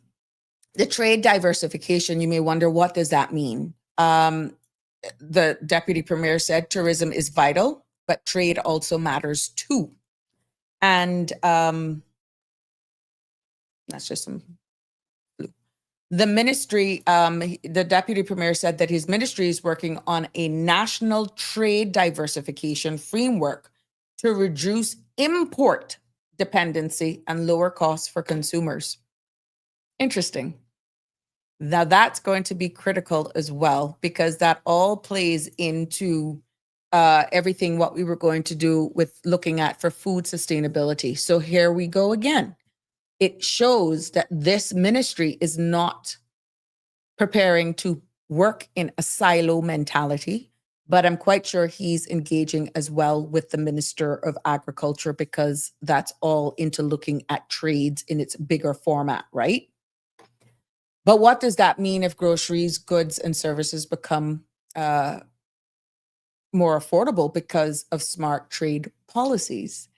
And now that I say that, on Monday of next week, God's willing, I will be joined here on Sabrina Speaks by Mr. Woody DaCosta. Not Woody DaCosta, Woody Foster from Foster's.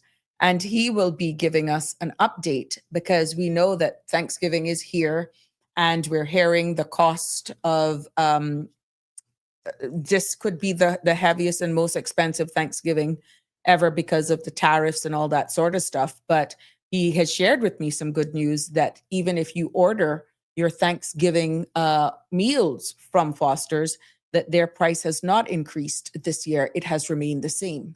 But the shift in markets, the shift in what they are seeing right now in our region, we see that the Melissa has caused havoc on Jamaica. We don't know. We want to get an update from him leading into the holidays. There are a number of specials that are going on at Foster's, and they got this big giveaway as well. So, but I thought it was good, now that I mentioned about that trade, I want to share with you that Mr. Woody Foster will be back with us on Monday, and to let us know some more of all the happenings that are happening with one of our biggest supermarket chains here in the Cayman Islands, and to keep you informed with what's going on. We have been blessed to have had a good hurricane season. We have been spared, and just sustainability, because what happens in the region could impact us when it comes to how we import stuff. But all of these things, if you think it was only from the agriculture sector, tourism plays a part as well when it comes to trade. And the Deputy Premier as well, going back to what was stated by the Deputy Premier, Cayman Airways, remains a national asset, and they will be receiving CI $18.5 million annually. Yeah, Cayman Airways remain a national asset, receiving CI $18.5 million a year. With a new bundled travel packages are expected to generate CI 6 million in 2026. So that's what they're asking. So what we should be asking ourselves is, how can Cayman Airways not just carry passengers, but carry our national identity into the skies? It speaks about our service at the check-in counter. the beautiful logo that is on that plane, and you know you have a different feeling when you get off her or about to board her and you see her in another country lined up. I still say she's the prettiest plane. I used to say it was competing with Air Jamaica when Air Jamaica was Air Jamaica, but let me tell you something. There's a different pride. There's a different sense of pride when you see Cayman Airways anywhere you go. It just evokes a certain feeling in you. Yeah. Now let's look at the Cayman Turtle Center, because I know lots of you are down there waiting for your turtle meat for the Christmas and for Cayman Thanksgiving. The Deputy Premier said that the Cayman Turtle Center continues to as both a cultural and institution conversational hub, and ticket prices have nudged up, meaning they have gone up a little bit. And but the value of preserving the turtles are our heritage and our environment. Isn't that worth investing in? And it should mean something to every one of us. Now, new species conversation plans could open doors to partners and fresh revenue streams. So you see, they're diversifying the offerings to spark more conversations amongst visitors and tourists. And that could spark more conversations as well amongst our school children for these tours and all that sort of stuff. So the question becomes, how do we balance conservation with commerce? And that's what they're really going to be looking at, to be honest. So, yeah, you know me, what Cameron's saying. You know me or understand me. There's a distinctive difference. Smart trade, the word of the day. Jack Bush, God bless Cayman Islands. Yes, I tell you the truth. Keith, what is the government's planning to do with that 300 acre of land that they have in East End? I have to go look for that one specific, Keith, but I did get the numbers for was it you that asked me yesterday or Denver about the monies for the landfill? I have that information. I'm going to share that with you right now. They're going to try to sell CAL in a few years, and we won't defend that.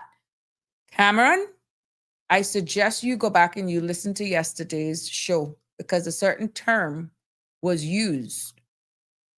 But you know what? Let me leave it right there. There'll be another time. There'll be another time for that. So now that we're here, Keith, let me go into that, because I did write it down for you. It was either you or Denver, but I think it was you. When you look at our Cayman Islands, we're going to shift now to the Ministry of Health, right? We have identified that Cayman is at a crossroads. No care how you look at it, and that's all ministries. You see, tourism had a profound statement that it's going to change. Tourism or product has to change. Change is coming. It's here. Pretty much accept it or get left out. That's the big takeaway from that. But in its totality, Cayman is at a crossroads. And the landfill is filling up faster than predicted. And in one in 4 of our students has considered suicide. And this is what I'm doing now as a whole that was presented by the Minister of Health and Sustainability, right? Now, this is pretty much dissecting what she presented on the floor of Parliament yesterday, but I'm one day behind because when I was live, she was doing her presentation that went straight into the night. Now, she stated that these are not abstract numbers that she's presenting. They're urgent realities. But the question is, to be honest, what kind of future do we want for the children, for our environment, and ourselves? Because, as I said, she unveiled a budget that tackles both crises head on. And pretty much there's a health strategy that she spoke about. And for the first time since 2017, Cayman will have a coordinated national health strategy. You will understand that the national health strategy, all the public consultation happened in 2023, and they will start building the information, the vision as to where they wanted to go that would actually leave a footprint now for the next 10 to 15 years, if not longer. So How many of us actually know our blood pressure numbers right now? Remember, there was a step survey, there was a health strategy. All of that information that was collected there is building for the national health strategy to come together. And what this national health strategy is like the constitution of healthcare in the Cayman Islands. It sets the rules, regulations, standards for healthcare that is reciprocal of what the government should provide where policy and legislation is concerned. And it's reciprocal from the point of everybody in the industry and how they should conduct themselves. So, and she said that one of their flagship initiatives is the HEARTS, HEARTS program. And this is important because nearly 1 in 3 Caymanian adults have high blood pressure, and many without knowing it. So imagine you could be one of them right now. And could it be someone that you love even? But the HEARTS will standardize the treatment, raise awareness, and make cardiovascular care the new standards across all 3 islands. Now, she also presented the public health transformation, and she states that in her budget, it also sets the stage for a new independent national public health department, beginning in January of 2026. And when was the last time you pretty much felt confident that public health decisions were made quickly and transparently? Think about that. Public health. Now, this move, ladies and gentlemen, is about accountability and agility, which means faster decisions, stronger preventions, and better coordination is what that is going to yield. But it means also mandatory reporting of cancer and communicable diseases. And pretty much it's going to have a sharper focus on education, screening, and early intervention. Wouldn't you want to know that your community is prepared better for the next health crisis should it hit? Well, with an independent public health, that gives us quicker response times and not having to go through all of what went through or how it was actually structured for COVID. So with this modernization and an independent public health works, I'm just happy that she's continued with that. Now, she also looked into the mental health and acknowledges it's just not physical. And she said that mental health is front and center because the 2024 student survey revealed heartbreaking truths. And 1 in 4 students has considered suicide in that report. 1 in 8 has attempted suicide. So let me ask you one question. How do we as a society respond to that? Do we look away or do we act? The mere fact that the minister has identified this in data, local data that has been received, is profound. And what she's promising is that the government's response will be multi-layered because they are planning a new youth mental health facility. And they are going to have an interim 4-bed ward for adolescents who are in crisis.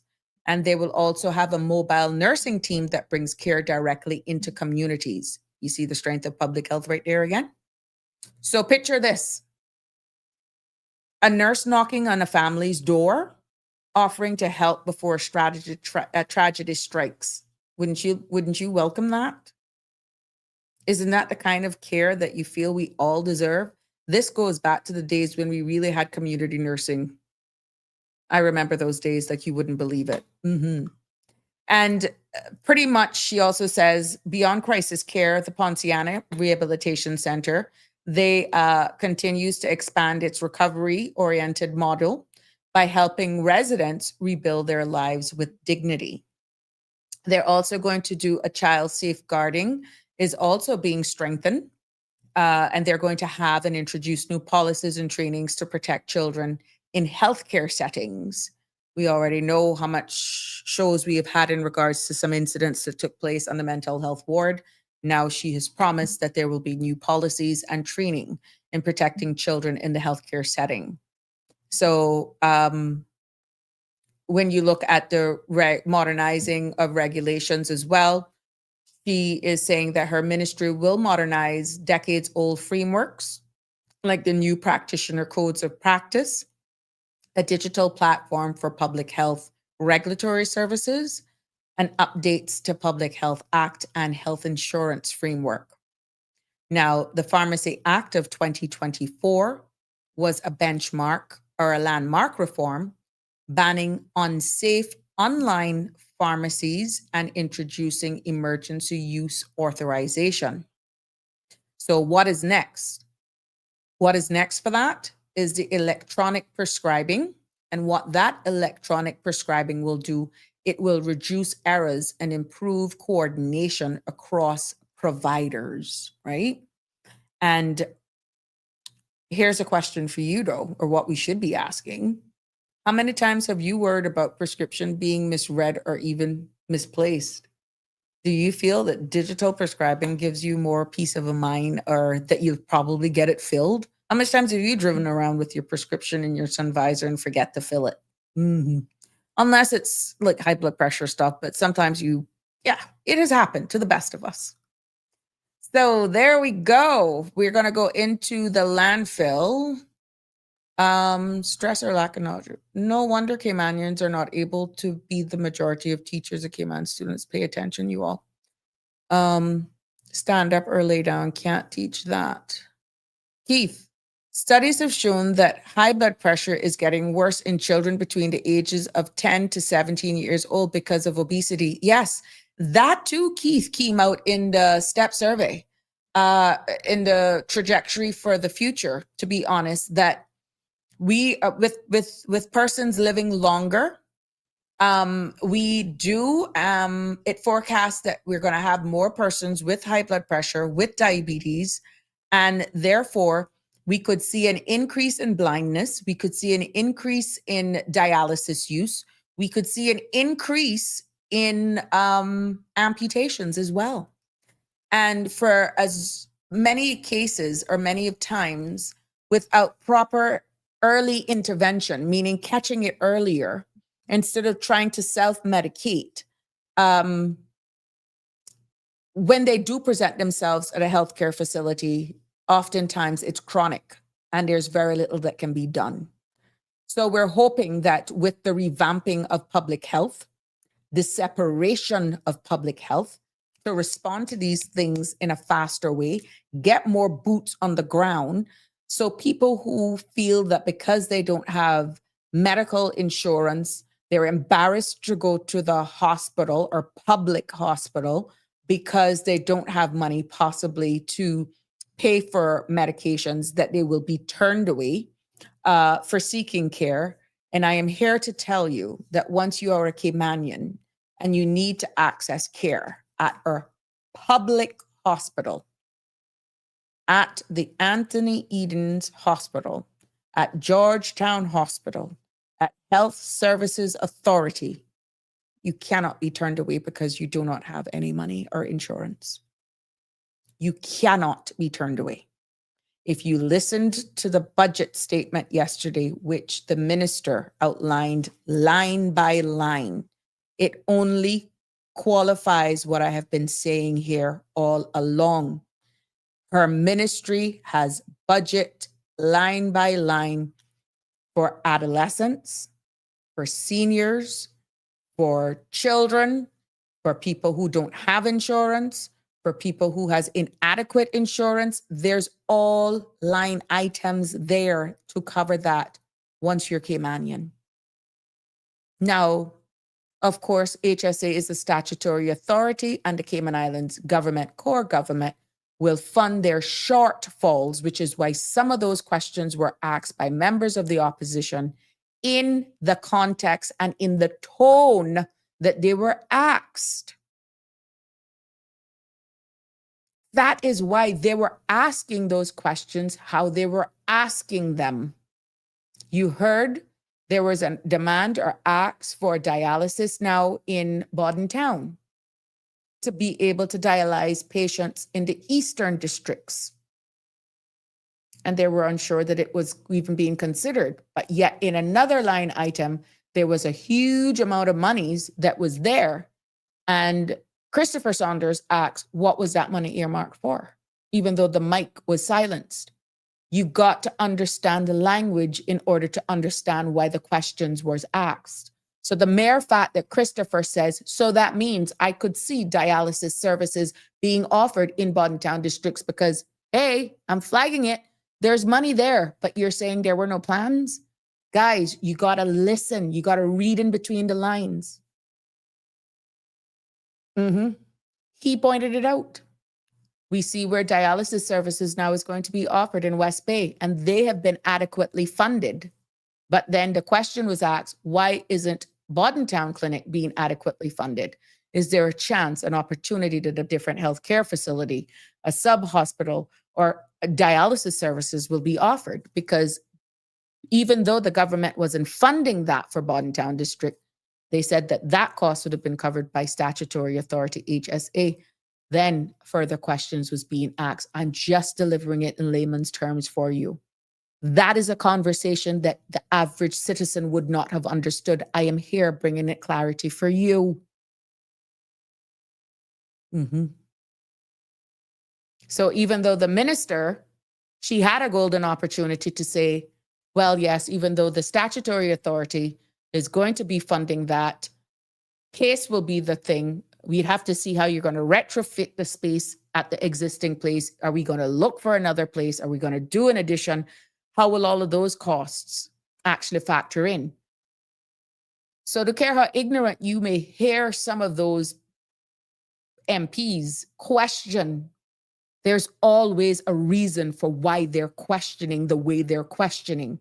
And based on the answer, to get it on record, because I can tell you this much, I give it another year, there will probably be an update. Ask of the minister, how is progress going on in Bodentown for the dialysis of the for being able to entertain dialysis for the patients in the Eastern District? Because it's on record that there was a commitment made, but you have to understand the language. Okay? So there you have it. Yeah, how are you doing? How are you? Who's that? Oh my good. I can't keep up with you. You're welcome, Keith. Sabrina, you know most voters don't follow these proceedings. I know, and this is why they actually, I know some of my people, some of my students here follow it. I know it. But you got to understand the language as well, which is why sometimes here, as boring as this may seem, when I actually break this down in consolidated format, I can actually, and I go back and I listen to it at night. It's to make it make sense after I do a deep dive to bring it in a smaller context, okay? That's why I do it. That is why I do it, to keep you informed and educated. But there's a reason why the mics were probably silenced. I will not speculate.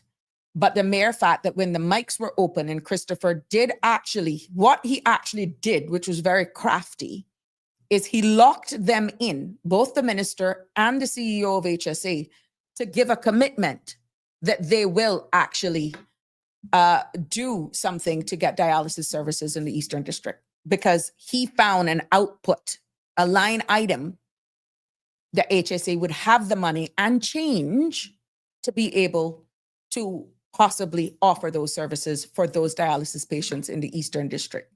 There you go. Now let's look at environment and sustainability for Keith, I think.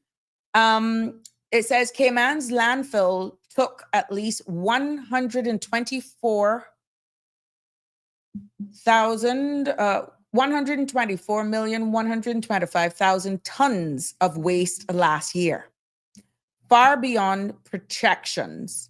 And 60% was commercial, 17% was vegetative garbage, and 12% was household trash. You hear? What happens when we keep throwing things away and there's no away? What happens? So what was presenting is that the new national solid waste strategy that will run from 2025 to 2035 There's an immediate goal, and that is to reduce the landfill intake over the next 5 years by, here we go, building processing facilities for green waste, recyclables, and household waste. And in the budget that she presented, allocations included nearly 1 million for landfill remediation, meaning capping and putting in the necessary infrastructure for the release of the methane gas and all that sort of stuff. 2 million for project management and $6 million for solid waste programs. She also stated that a new medical waste incinerator is planned, along with a landfill compactor for Cayman Brack to prevent fires and extend its lifespan. So there you have it. Now you got to look more because, like I said, line by line, it goes in to say exactly how much is for DEH, how much for this, how much for that. These are just whole numbers in order for me to consolidate this delivery for you. So I hope that answers your question. But I am also hoping that as they make their appearances on the various media houses and platforms, that you all will have an opportunity to either call in or message either platform to ask your specific questions. But if you do have an opportunity to watch yesterday's proceeding, which would have been the 19th, it would have been during the time that we were live, you will hear her go line by line. There were times it got heated. She held it down good. She maintained her composure. And again, but there's always a reason behind the types of questioning. Either direct or indirect messages were being sent. Even direct or indirect cautions were being sent. So you just got to be able to read in between the lines. But there you go. As it pertains to mosquito control, even mosquitoes are a part of the plan. Because the Mosquito Research Unit will also receive $1.8 million to replace its aging aircraft fleet. So that is a good thing to cover more grounds. And so how many of us have swatted any mosquitoes? I know one thing, you can't walk in the day without realizing that it could carry dengue and chikungunya. Yeah. Now, this investment, she says, strengthens Cayman's defense against disease that could devastate our community. And we know what's happening right now, 45 minutes away after the passage of Melissa there in Jamaica. And these little critters, they can travel in your clothes and your suitcase and all that sort of stuff. Maybe they have to revamp how they're fogging the planes, and even luggage from certain high-risk areas just to keep us safe. So there you go. So pretty much what does this all mean when it comes to healthcare and in total? Clean air and water and our environment preservation are being tested, not as pretty much privilege for our people, but really as of rights. And there's no difference when it comes to tourism, the police, Coast Guard, and all the ministries, because it means that Cayman is choosing, in this case, for health, sustainability, prevention, sustainability, and resilience. So we just got to give them an opportunity now that they have actually presented their budget. The opposition has had their day in questioning again, and just got to give them time, because this budget is Cayman's acting, not just reacting. And even though some of the fees that are being levied that were sold that they're not going to impact us, the more and more it sinks in, the more and more we're coming to the harsh realization that it will impact every one of us. But at the end of the day, it was acting to shape us into a better place, trying to help us remain competitive and sustainable in this market. So, ladies and gentlemen, as I conclude this evening's episode of Sabrina Speak, even though Finance Committee is going to end tomorrow, the work has just begun. Yeah, it continues. And so does every one of our responsibilities. I don't care what you think. When I tell people we take care of, I'm hearing the fog truck now. When I tell people we take care of each other, nobody wants to know how we do it. Words and language are powerful. Yes, they are, Cameron. But you got to read in between the lines, and you have different ways as well as saying statements or making statements that are profound, but people, just because they don't understand, it goes poof over your head. So crafty is dismissive. Just say job. Nothing crafty about doing your job. Danny must have run out of credit this evening. You sickening, you leave my Danny alone. Anna can't, Anna love him and Anna hate him. What wrong with Anna? But he is a wealth of knowledge. Danny is busting at the seams with information. And one of these days, oh yeah, you can say Danny said it. Anyhow, yes, the exchange between the government and even the oppositions, as some of you may witness, even if you're going to catch up on it over the weekend, have been heated at times. And we have seen on display very strong personalities, stronger egos, and sharp words that filled this week and a half chamber. But beneath it all, one truth remains. Every member there represents not themselves. I want you all to remember that. Not their party. They are there to represent every Caymanian. And that's the power of unity. That's the power of togetherness and the power of transparency and definitely truth. So, Cayman, I don't care what they say. We remain one of the safest places on the world to live and to raise family, even if it is amongst the most expensive in the world. But safety and prosperity means little if we forget our very own people, or if you speak in a cryptic message, if you're not transparent, if you only use the word democracy when it suits yourself. The inclusion of others, every voice, the inclusion of every community is not optional. It's essential to all of our survival. But we mustn't lose sight of who we are, We have culture. We can't lose sight of our customs and our love for one another. These are what makes us unique. These are our treasures.